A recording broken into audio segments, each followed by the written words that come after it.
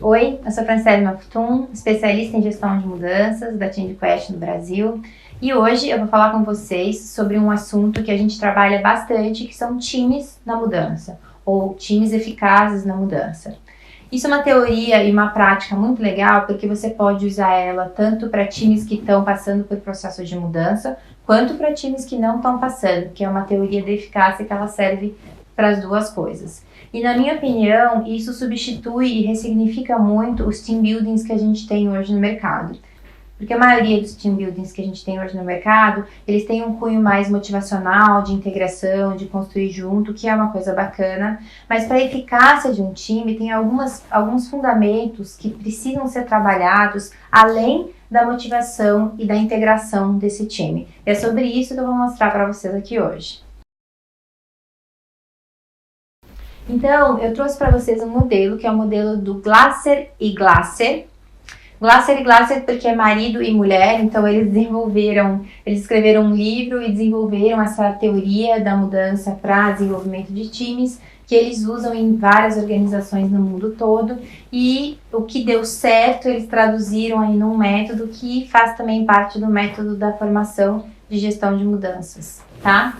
E essa teoria ela tem 5 passos. Cada passo é uma fase do desenvolvimento do time que a gente precisa trabalhar para depois passar para a próxima. Então, se você tem fraqueza na fase 3, você tem que voltar para reconstruir a fase 2. Se você tem fraqueza na fase 2, você volta para reconstruir a fase 1.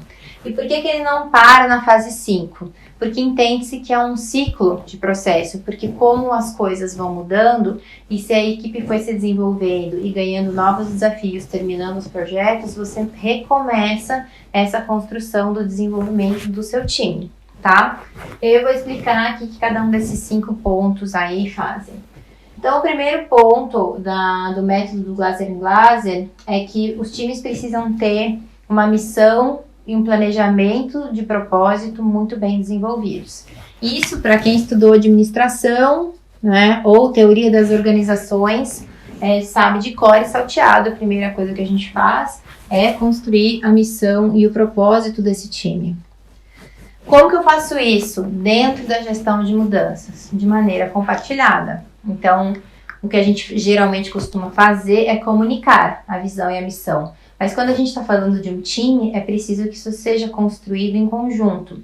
Ah, mas eu não posso construir conjunto porque eu já tenho isso detalhado, veio de cima, veio do global, veio de algum lugar. Se você não pode construir junto porque não pode modificar, você pode construir o que eles entendem dessa missão e desse propósito na prática juntos. Porque também existe uma diferença entre o que está escrito no papel e o que a gente entende na prática, tá? Então esse é o primeiro passo. O segundo passo é o passo de funções e papéis na equipe. E eu vou falar para vocês que na experiência que eu tenho, esse é o passo que mais dá problema. Por quê? Primeiro, porque ele começou, tá no começo do desenvolvimento do time, então se eu tenho um problema aqui, eu vou desenvolver um time, né, que vai ter a falta disso. E segundo, porque ele é uma característica de desenvolvimento de time que estabelece um contrato de expectativas, que é a primeira ferramenta lá que eu tenho de escrita, que é essencial para que as pessoas e um time se engajem durante e perante qualquer mudança. Então isso daqui também precisa ser compartilhado, porque por mais que eu já tenha funções de um time, então eu contrato você para fazer X, ele fazer Y, o outro para fazer Z, está definido. Mas dentro deste propósito, como é que até onde vai a minha função? A minha função é só fazer isso? Ou a minha função é trabalhar com propósito? Qual é o meu nível de autonomia disso? O quanto que eu posso transitar ou devo transitar entre outros papéis? O quanto mais claro você tiver aqui, menos problemas você vai ter depois, tá? E aí a gente vai para o passo 3. O passo 3 é o passo de processos operacionais na mudança.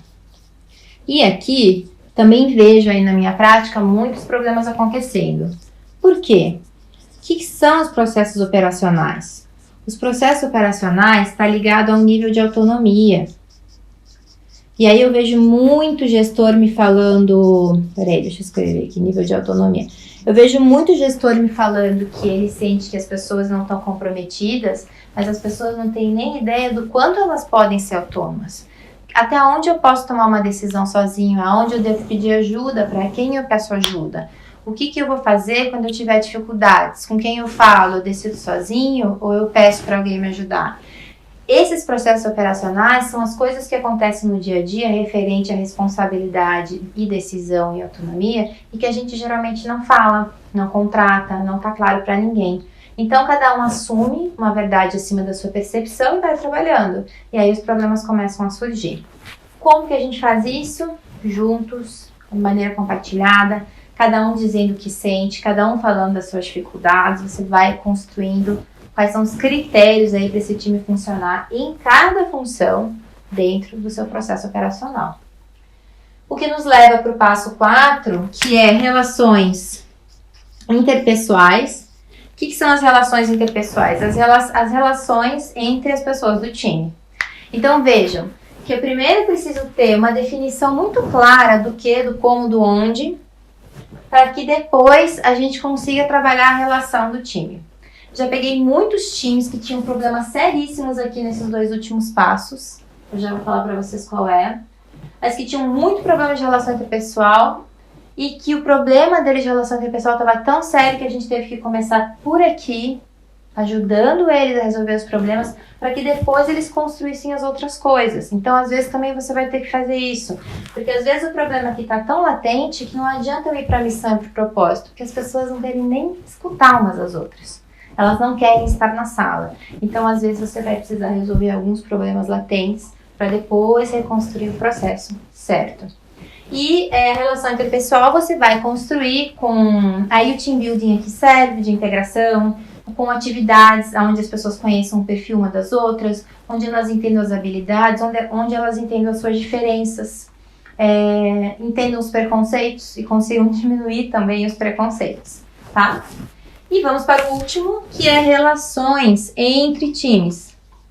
Que aqui são as relações com os stakeholders, com os outros times da organização, que também tem alguns times aí que às vezes têm muita dificuldade porque não estão acostumados a se relacionar bem com seus clientes internos, porque estão acostumados a ter uma visão muito fechada do seu departamento.